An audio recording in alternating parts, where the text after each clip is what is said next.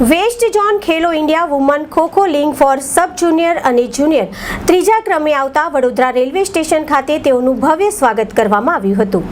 Western zone Khelo India woman kho-kho league for sub junior અને junior ત્રીજા ક્રમમાં આવતા ગત રોજ સાંજે વડોદરા ખાતે ટીમ ખો-ખોનું વડોદરા રેલવે સ્ટેશન ખાતે ભવ્ય સ્વાગત કરવામાં આવ્યું હતું।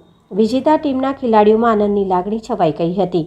ખેલો ઇન્ડિયા વુમન લીગ 2024ની વેસ્ટ ઝોનની ટુર્નામેન્ટ હતી, જેમાં ગુજરાત રાજ્ય તરફથી પ્રતિનિધિત્વ કરેલ મુંબઈના લાલબાગ ખાતે રમવા ગયેલ અમારી પાસે ટોટલ 2 ટીમો હતી, જેમાં સબ જુનિયર અને જુનિયર, જેમાં 15 જુનિયર બહેનો અને 15 સિનિયર બહેનો અને કોચ મેનેજર હતા અને પ્રથમ મેચ ગોવા સામે સરળતાથી જીતી પાર કરેલ અને વુમન ખેલો ઇન્ડિયાનો બ્રોન્ઝ મેડલ ગુજરાતને પોતાના નામે કર્યો હતો। હવે વધારે મહેનત કરી ગોલ્ડ મેડલ લાવવાની કોશિશ કરીશું અને ટીમ સાથે રહી મહેનત કરીશું।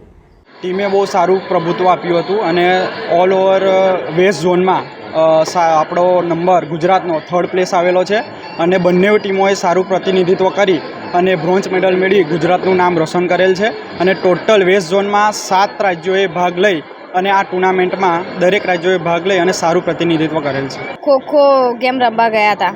કેટલી ટીમોએ ભાગ લીધો અને વચ્ચે તમારી છ ટીમોએ ભાગ લીધો હતો, તેમાં 4 ટીમો સામે અમે રમેલા હતા। કેવું ફીલ કરી રહ્યા છો? સારું, જીતીને આવ્યા છે? હા, સારું પરફોર્મન્સ આપીને આવ્યા છીએ। અમે વેસ્ટ ઝોન મહારાષ્ટ્ર રમવા ગયા હતા ખો-ખો લીગ 2024ની, એમાં અમારો 3rd રેન્ક આવ્યો। અમને બહુ આનંદ થાય છે। કેવું ફીલ કરી રહ્યા છો અને આ ટીમો વચ્ચે તમે આ રમી હતી મેચ? અમે 6 ટીમો વચ્ચે આ ગેમ રમી, તેમાં 4 અમારી સામે આવી હતી, એમાં અમે સારું પરફોર્મન્સ આપ્યું અને વિજેતા થયા।